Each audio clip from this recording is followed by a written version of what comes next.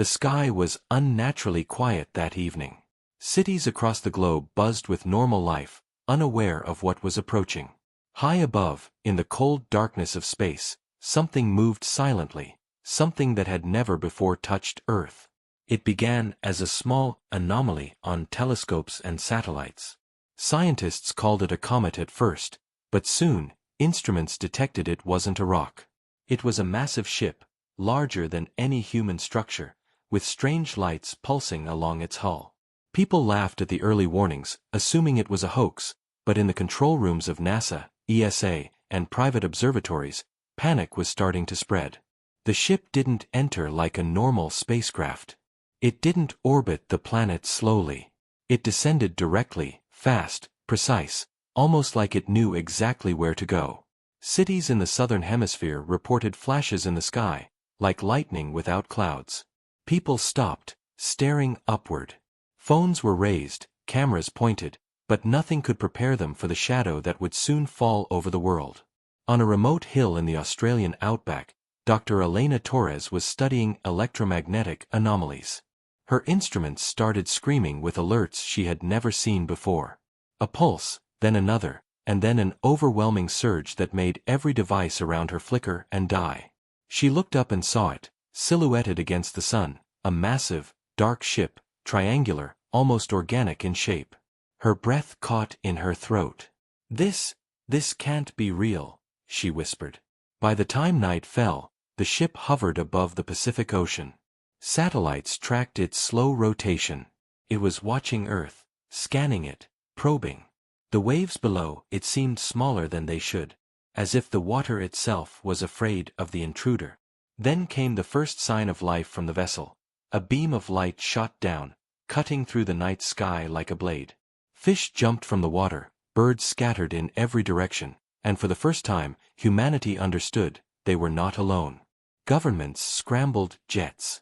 Missiles were readied, but none approached. Radar signals bounced off the hull, giving no reading. It was as if the ship was invisible to Earth's weapons. Military leaders watched in disbelief as their most powerful technology failed them. Inside the ship, the creatures observed. They were hunters, engineered for perfection. Eyes sharper than any human could imagine, senses that could detect the faintest heartbeat from miles away. But what puzzled them was not the technology or the defenses. They detected something strange in humans. Fear. Curiosity. A spark of something powerful. Dr. Torres, together with a small international team, tried to understand what the ship wanted. Signals from the vessel were too complex to decode, yet there was a pattern. It was as if the ship itself was alive, thinking, evaluating. Humans were being studied, catalogued, not attacked yet, but waiting. In New York, a reporter named Sam Rivera captured footage of the first hover landing near the Hudson River. The media exploded. Social media was flooded with theories, panic, and awe. But the creatures did not step out.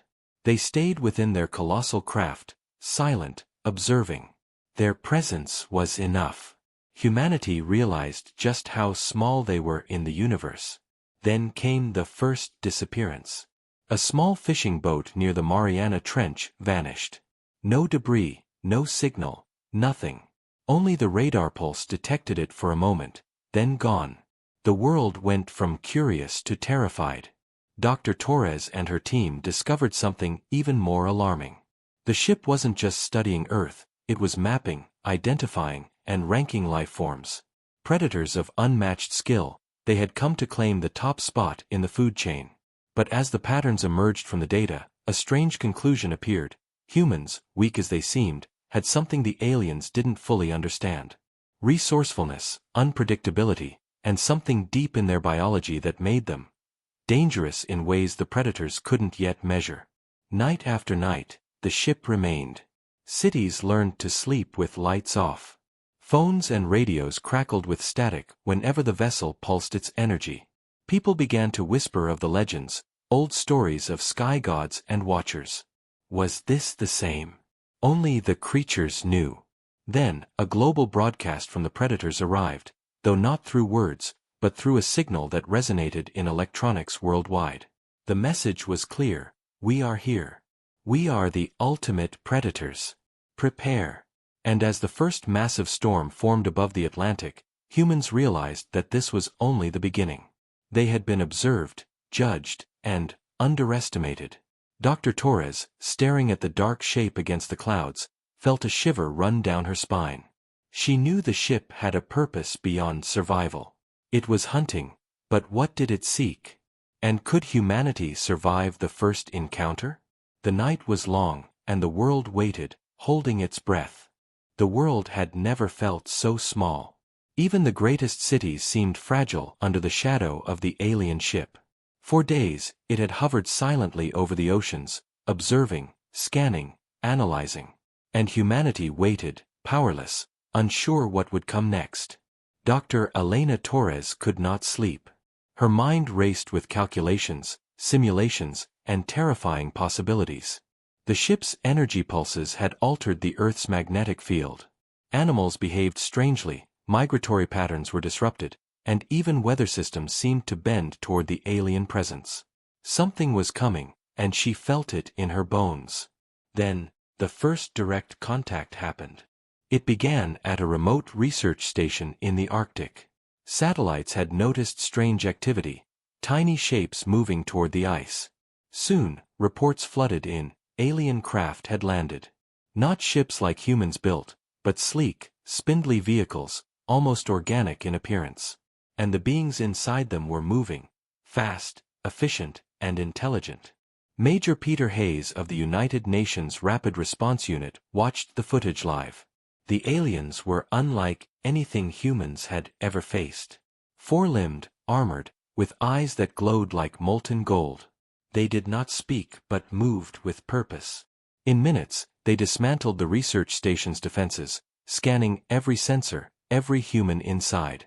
But then something unexpected happened. One of the alien scouts paused. It seemed hesitant. Dr. Torres, observing from a safe distance through satellite feeds, noticed a pattern. The aliens were calculating. They were not just predators, they were learners. And it was as if they were surprised by what they found. Humans did not run, humans did not panic the way other species might. Instead, humans improvised, resisted, and adapted. Back in New York, Sam Rivera reported live from the streets. People had gathered, staring at the sky, murmuring in fear. Then, without warning, a beam of light descended on Times Square. The crowd froze, expecting death. But nothing happened. Instead, one alien scout emerged, scanning, observing, and then vanished. The crowd erupted in screams and chaos. Dr. Torres' research team noticed a crucial detail. The aliens were not using full force. Their energy weapons, their armor, even their scanning beams were calibrated, restrained. The predators were curious, not immediately destructive. This was not a simple hunt. They were testing, learning, assessing. Across the globe, governments attempted communication. Messages in all known languages were sent. Nothing worked. The aliens did not respond to sound, light, or even digital signals. But they observed. Everything humans did was catalogued: reactions, decisions, mistakes, bravery. Every human act was recorded as data for the predators to study. Dr. Torres began to piece together a theory. The aliens had never faced a species like humanity. They were used to domination, efficiency, control. But humans were unpredictable, resourceful, even chaotic. It was not raw strength the predators measured, it was ingenuity, courage, and adaptability. Meanwhile, small groups of humans began to fight back. Using improvised traps, electromagnetic pulses, and guerrilla tactics, they tested the aliens. And the results were shocking. The predators, despite their superior power, were affected by human unpredictability. They adapted slowly, recalculated, and sometimes failed entirely. In the skies above the Sahara, one alien scout pursued a group of fleeing humans. Using speed, precision, and unmatched senses, it should have cornered them easily. Yet the humans led it into a canyon, where a sudden sandstorm, natural, unplanned, disoriented the predator. For a brief moment, humanity had an advantage. They escaped, battered but alive. Dr. Torres realized the significance. Humanity's strength was not in technology alone. It was in their minds, their instincts, their willingness to fight against impossible odds. The aliens were learning, and with each encounter, they underestimated humans less. But the predators were patient. They did not panic. They were calculating, observing patterns, identifying leaders, and evaluating strategies. They could wait, and still remain unstoppable in raw power. Humanity had only one advantage: the element of surprise, and the creativity that the predators could not fully predict. Then came the first message, encoded not in sound, but in energy pulses that resonated across Earth's electromagnetic field. It was simple, almost primitive: you survive, temporarily. Fear and awe spread across the globe. Humanity had been noticed, studied, and judged. And the judgment was chillingly clear: they were not yet considered worthy to dominate, but they were not yet dismissed as irrelevant. The encounter in the Arctic, the Times Square incident, the Sahara chase, it all pointed to a single truth: humans were now part of a contest they did not fully understand. The ultimate predators had arrived, but they were not invincible. Somewhere in the chaos, in the unpredictability of human nature, there lay a chance, a spark, that even the most powerful beings could not anticipate. Dr. Torres stared at the screens late at night, exhausted but determined. Humanity had been awakened to the universe's harsh realities. And as the alien ship pulsed in the sky above the Atlantic, she whispered to herself, "They think they are the top, but they haven't seen us yet." And in the silence, the predators observed, learning, calculating. Their hunt had begun, but they did not yet know that humans were far more dangerous than they imagined. The night fell heavy, the world bracing, and somewhere, across the oceans, the first true encounter had ended. But the war of wits, courage, and survival was only beginning. The world had changed overnight. Cities still stood, but the skies were no longer safe. Every flicker of light, every strange pulse from the alien ship, reminded humanity that they were being watched. Fear had settled into hearts, but it had also ignited something else: determination.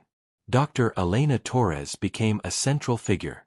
Governments, militaries, and private organizations around the globe sought her guidance. She had studied the aliens' patterns, their scanning beams, and their reactions to human improvisation. Slowly, a plan began to form, a plan not to defeat the predators directly, but to survive, resist, and learn from them. Major Peter Hayes assembled teams of volunteers, engineers, and soldiers. Improvised weapons were crafted, combining electricity, magnets, and environmental traps. The humans understood one critical truth: raw firepower alone could not beat the predators. They needed cunning, creativity, and unity. The first coordinated operation took place in the Australian outback, where the aliens had been scanning remote research stations. The humans had set a trap, using abandoned structures, camouflaged sensors, and decoy energy signals. Dr. Torres watched through satellite feeds, heart pounding. As predicted, the alien scouts approached. Their movement was precise, silent, terrifying. They could detect heat, vibrations, electromagnetic fields, but humans had learned to deceive them. One scout paused, confused by conflicting signals, then struck the decoy. Explosions rocked the outback, but no human lives were lost. The predators retreated, their calculated confidence shaken for the first time. Meanwhile, across the Atlantic, Sam Rivera broadcast live from a makeshift resistance hub in Portugal. Reports of human ingenuity spread like wildfire. Ordinary people, farmers, engineers, teenagers, used simple tools in extraordinary ways to interfere with the alien scans. Reflective mirrors, radio jammers, and even sound-based diversions disrupted the predators' attempts to locate them. Dr. Torres noticed something remarkable. Every encounter, every failed attempt by the aliens to dominate, was teaching humans as much as it taught the predators. People were improvising faster than the predators could adapt. And while the aliens were perfect hunters, they were not perfect thinkers. Humanity's chaos and creativity had become their hidden weapon. Then came the storm. Not a natural one, but a controlled, human-engineered tempest. Using old satellites, drones, and a network of sensors, humans created artificial electromagnetic disturbances. The alien ship above the Pacific struggled to stabilize its scans, its sensors flickering in confusion. From inside, the predators reassessed the situation. They had not expected such coordinated, intelligent resistance. In the Arctic, a second encounter escalated. A scouting team of predators attempted to capture human researchers. They moved with lethal precision, but the humans had learned the predators' patterns. Tripwires, decoy heat sources, and sudden bursts of light forced the scouts into retreat. For the first time, a human life was directly defended from the predator's grasp, not by technology alone, but by quick thinking and bravery. Dr. Torres felt a surge of hope. Humanity was no longer passive. They were learning, adapting, fighting back in ways the predators could not fully predict. The ultimate hunters had found not prey, but a species that could innovate, survive, and resist. And that realization, though they did not show it openly, made the predators wary. In New York, Sam Rivera covered an extraordinary sight, a group of humans using drones and signal disruptors to force a predator scout to retreat from Manhattan. The crowd erupted, cheering as the alien scout hovered, paused, then withdrew. The humans had survived, and survived brilliantly. But the predators were not defeated. Far from it. They began to shift tactics, observing patterns, learning from every human encounter. They adapted, analyzed, and predicted possible strategies. Humanity had won small victories, but the war was far from over. Dr. Torres realized that the key to survival lay not in confrontation, but in understanding. Humans had to become unpredictable, to exploit weaknesses the predators had not evolved to handle. Every small resistance became a lesson. Every clever escape, a statement. Humanity was not merely prey. The world held its breath. Cities fortified, communication networks went dark at times, and resistance cells operated in secrecy. Humans began to see themselves differently, not as victims, but as fighters. Courage replaced fear. Ingenuity replaced panic. The predators may have been the ultimate hunters in raw power, but humans had something more: adaptability, creativity, and an unbreakable will to survive. Then, the message came. Not through words, but a sudden pulse across every screen, every device. It was clear, chilling, and unmistakable. You resist, we acknowledge. But the hunt is far from over. For a moment, the world went silent. Fear returned, but it was tempered with something new: pride. Humanity had fought back. They had learned. They had survived. And though the predators were patient, the humans had shown that they could stand, not just as prey, but as worthy opponents. Dr. Torres stared at the night sky, the alien ship glowing faintly against the stars. She whispered, almost to herself, "We are not theirs to take. Not yet. And maybe, never." The predators above observed, their hunt continuing, but now with a caution they had never experienced before. Humanity was unpredictable, clever, and dangerous. The ultimate predators had met their match, not in raw strength, but in human spirit. The war for Earth had only begun. But for the first time, the humans were not waiting, they were fighting. And that fight would change everything. The world was no longer waiting.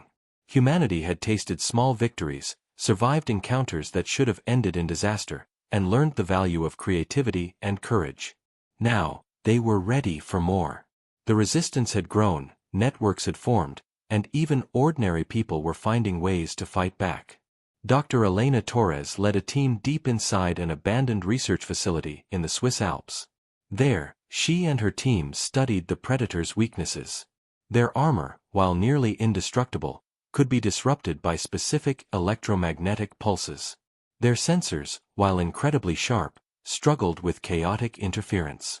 Every failure, every retreat, had left a footprint, patterns that humans could exploit. Major Peter Hayes coordinated global operations. Small teams, trained in improvisation, struck at alien scouts with precision. They did not attack blindly. They set traps, lured predators into ambushes, and disrupted their scanning systems. The humans had learned the predator's rhythm, and now they were using it against them. The first major counterattack occurred in the Sahara. Humans had lured a patrol of predator scouts into a canyon, much like before, but this time, it was deliberate. Mines, mirrors, and electromagnetic bursts were ready. As the predators entered, the humans triggered the trap.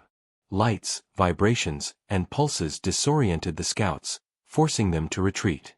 One scout was captured alive, a shocking achievement. Dr. Torres and her team analyzed the creature.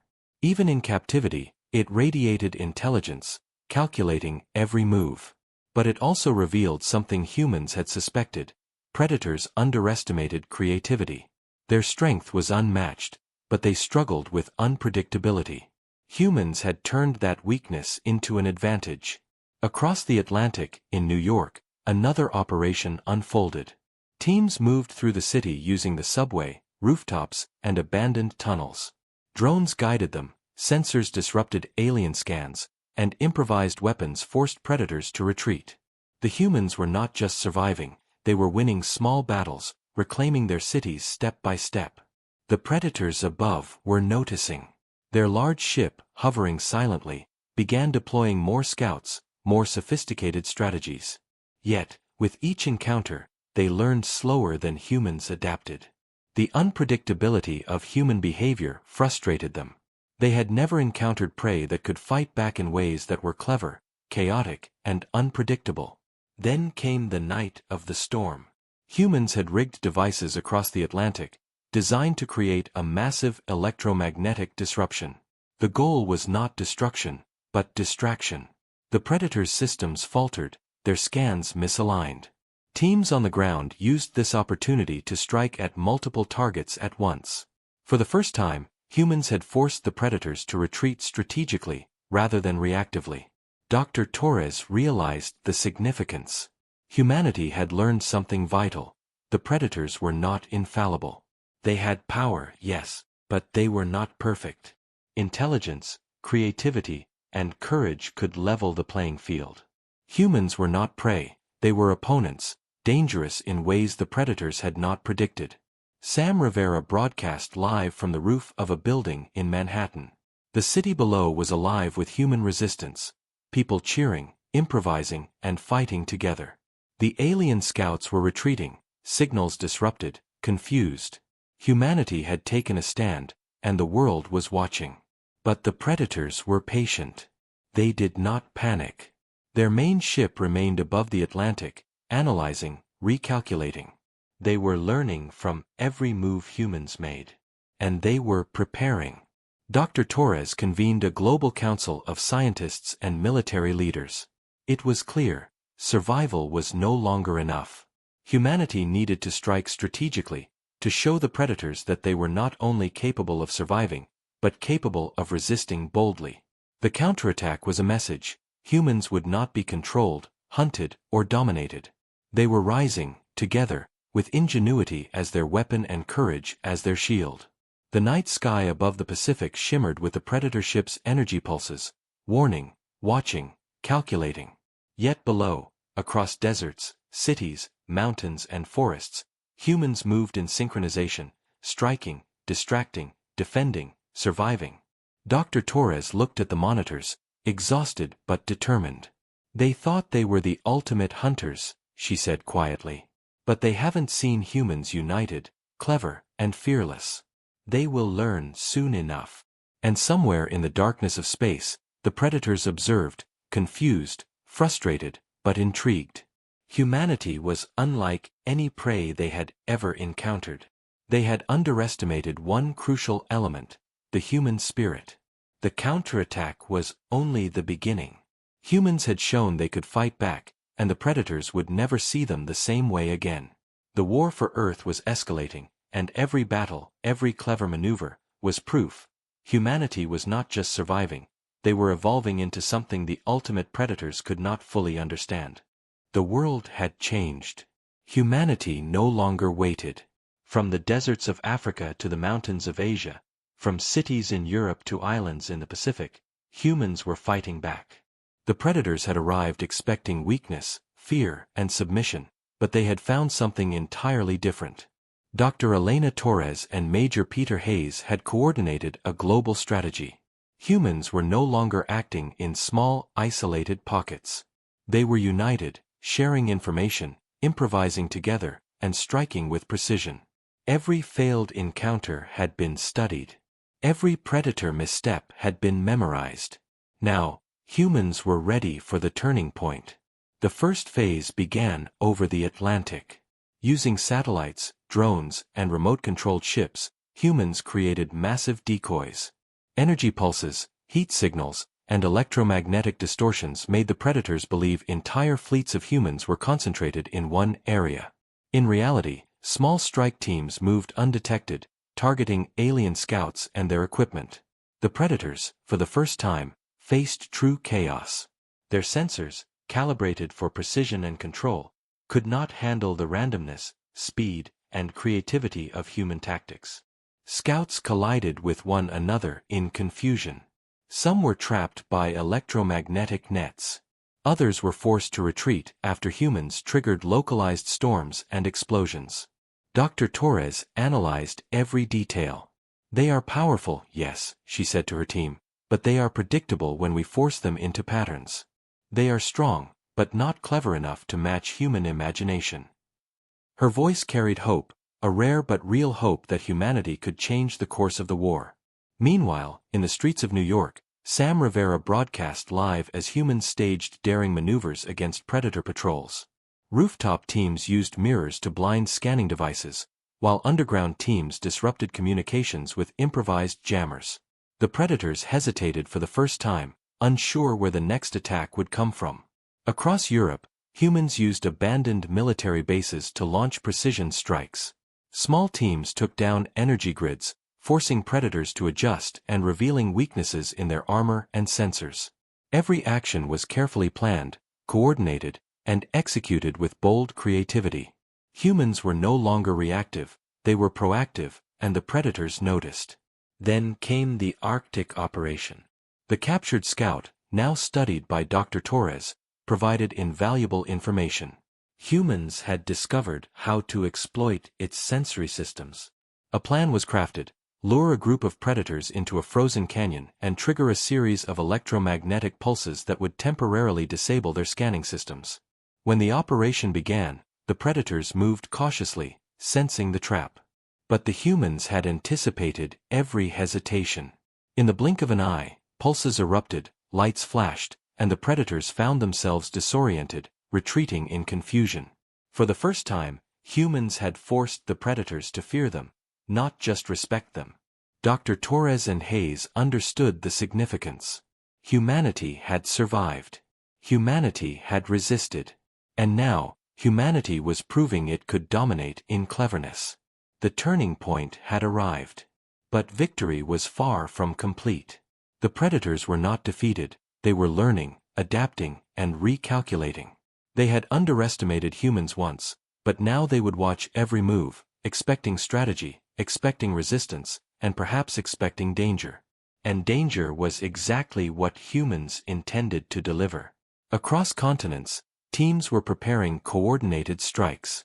Cities were lit with signals to confuse alien sensors. Drones moved like swarms, masking human positions.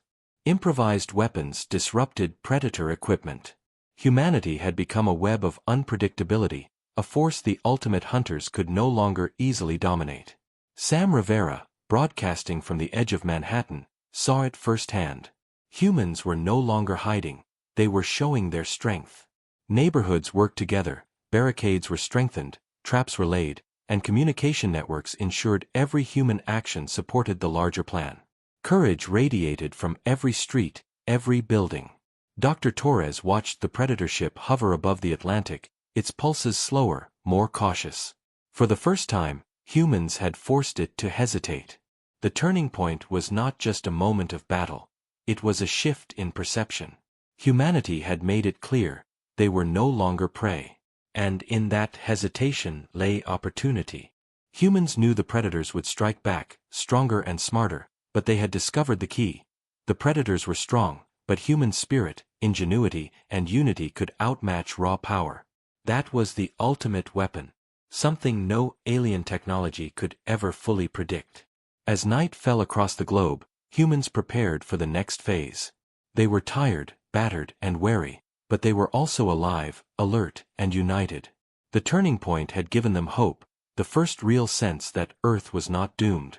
Dr. Torres looked at the horizon, the Predator ship glowing faintly against the stars. "They think they are the ultimate hunters," she whispered. "But we have learned.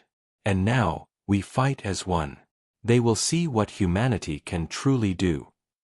Above, the Predators observed, calculating, frustrated, and cautious. They had expected to dominate, to rule, to claim. Instead, they faced a species they could not easily control. Humanity had turned the tide, and the balance of power was shifting. The war for Earth was no longer just survival. It was strategy, courage, and ingenuity against unmatched power. And humanity, for the first time, could see the possibility of victory. The sky burned with alien energy. The Predator's massive ship hovered over the Atlantic, its pulsing lights casting eerie shadows over the ocean and coastlines. For months, humanity had resisted, adapted, and struck back. But now, the final confrontation had begun. Dr. Elena Torres stood in the command center beneath the Swiss Alps, watching streams of data from around the globe. Every city, every battlefield, every team in hiding was reporting. Humans had learned to fight as one, every move coordinated, every weakness exploited, every predator misstep catalogued. But even with preparation, the predators were still overwhelmingly powerful. Major Peter Hayes gripped a console, eyes focused. "This is it," he said. "Either we end this now, or we lose everything we fought for." The plan was daring. Humans would draw the predators into multiple traps across continents: electromagnetic pulses, environmental hazards, decoys, and guerrilla tactics. They would force the predators to split their forces, overextend, and finally expose the vulnerabilities that Dr. Torres' team had discovered. In the Pacific, a fleet of human drones and vessels moved silently, creating a network of interference.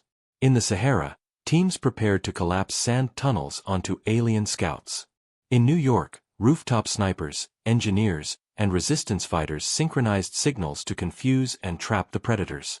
Humanity was everywhere, visible and invisible at once. The first wave of predator scouts approached. Their movement was deadly precise, but they were now cautious. They had learned that humans were unpredictable, and humans used that against them. Heat signals led scouts into traps. Reflective mirrors blinded their scanning beams. Pulses disrupted their armor. One by one, the scouts fell, retreating to the main ship. Dr. Torres watched the battle unfold on screens across the command center. "They are learning," she said, voice tight. "But not fast enough."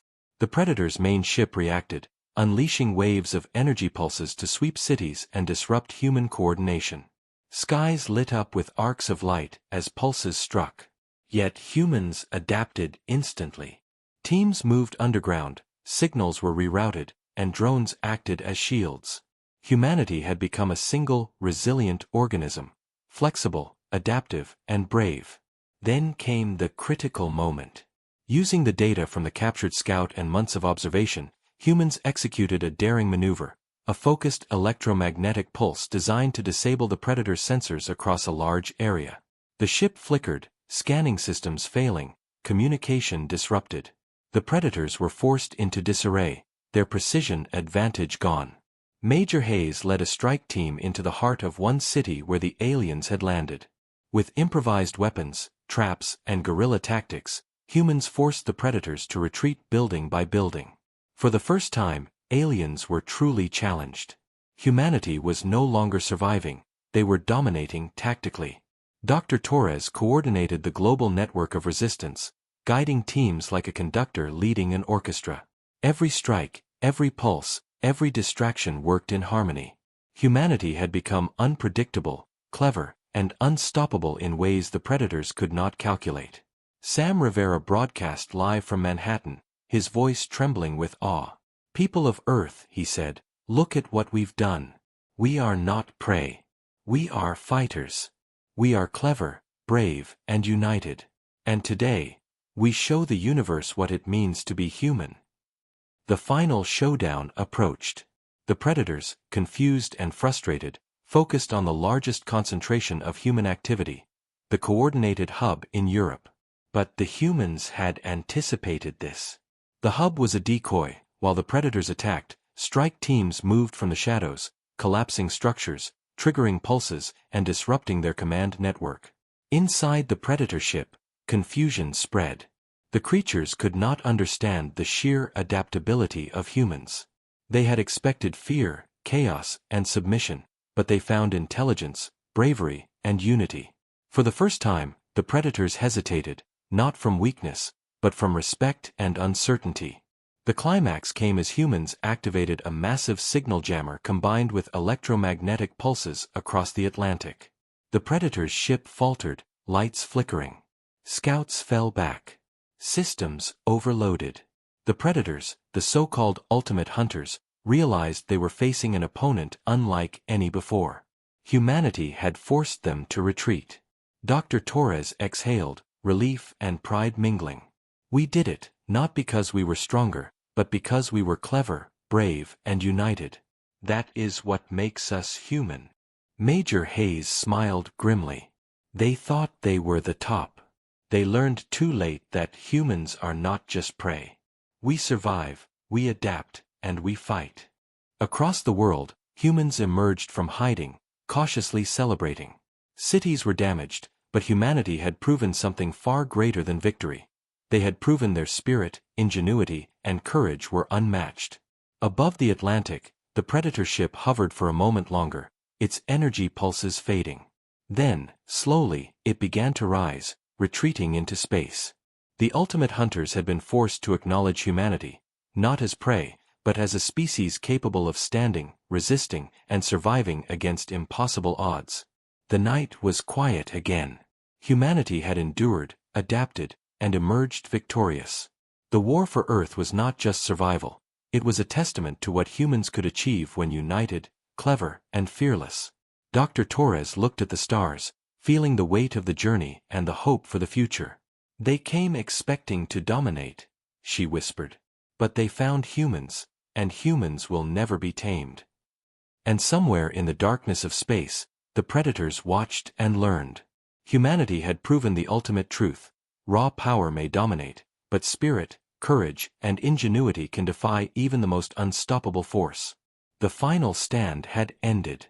But the legend of humanity, brave, clever, and indomitable, would echo through the universe forever. The predators had retreated, but the sky was not peaceful. Humanity had won the battle, but the war had changed them forever. Cities were scarred, seas were disturbed, and the world now understood that the universe was larger, stranger, and more dangerous than anyone had imagined. Dr. Elena Torres walked through the ruins of a research facility in the Sahara. The walls were cracked, machines damaged, yet her heart felt light. Humanity had survived against what should have been impossible. She reflected on what they had learned. Courage, intelligence, adaptability, and unity were the true strengths of humanity. Major Peter Hayes surveyed New York from a high rooftop. The city was battered, yet alive. Humans had adapted, improvising to survive. Children played in safe zones, engineers rebuilt communications, and scientists worked tirelessly to study the alien technology left behind. Humanity had not only survived, they had evolved in courage and ingenuity. But the predators had left more than fear. Traces of their technology remained scattered across Earth. Machines that humans could not fully understand, energy sources far beyond human science, and cryptic signals pulsing in patterns that hinted at messages. Dr. Torres realized something chilling. The predators had learned as much from humans as humans had learned from them. Satellites detected faint signals in deep space. Patterns, rhythmic and deliberate, suggesting the predators were not gone, they were watching. Studying Earth. Calculating. Perhaps waiting for another chance. Humanity had won the first confrontation, but the galaxy had taken notice. Sam Rivera broadcast live from the ruins of Central Park. The predators came to Earth expecting dominance. They found a species that refused to bow, refused to hide, and refused to die. Humanity survived. Humanity fought. And humanity proved that even the strongest can be challenged when courage, intelligence, and unity are unleashed. But even as celebrations erupted, Dr. Torres warned her team. "This is only the beginning," she said. "We have survived, yes, but we must prepare. They will return. They will watch. And next time, they will not underestimate us." Humanity responded. Cities rebuilt faster than anyone imagined. Scientists studied alien technology, slowly unlocking new forms of energy, communication, and defense. Soldiers trained in ways that combined Earth tactics with knowledge learned from alien strategy. Humanity was no longer merely reactive, they were preparing for the future. Across the globe, communities bonded. People who had once feared aliens now trained together, taught children skills of survival, strategy, and teamwork. The world had been shaken, yet humanity had emerged stronger, more connected, and more determined than ever. Then, one night, a strange pulse rippled across Earth. It was subtle, almost imperceptible, but the instruments detected it. Dr. Torres, monitoring from her lab, recognized the pattern instantly. It was alien, but different. This was not aggression. It was a signal, possibly a warning, possibly an invitation. The predators had learned. Humanity had learned. And now, the galaxy was aware that Earth was home to a species that could survive impossible odds. The battle had ended, but the story of humanity had only begun. Major Hayes looked at the sky, the faint glow of stars reflecting in his eyes. "They will return," he said quietly. "But when they do, we will be ready. We are humans. We adapt. We survive. And we fight. Always." Dr. Torres smiled faintly. "The ultimate predators may think they rule the universe. But they have learned one truth: humans are not prey. Humans are a force. Clever, resilient, and unstoppable. And that is our legacy." The world slept that night under quiet skies. Yet the stars above pulsed faintly, reminding humanity that the universe was watching. And deep in the hearts of every survivor, there burned a promise: that Earth would never bow, never yield, and never forget the courage, ingenuity, and unity that had saved it. Humanity had won the war for survival. But more importantly, humanity had won its place in the universe, not just as a species, but as a legend, a testament to the power of spirit over strength, cleverness over force, and courage over fear. And somewhere, far beyond the stars, the predators observed silently, aware that Earth had changed. They had been defeated, not by weapons alone, but by something far more dangerous: humanity itself. The legacy of Earth had begun.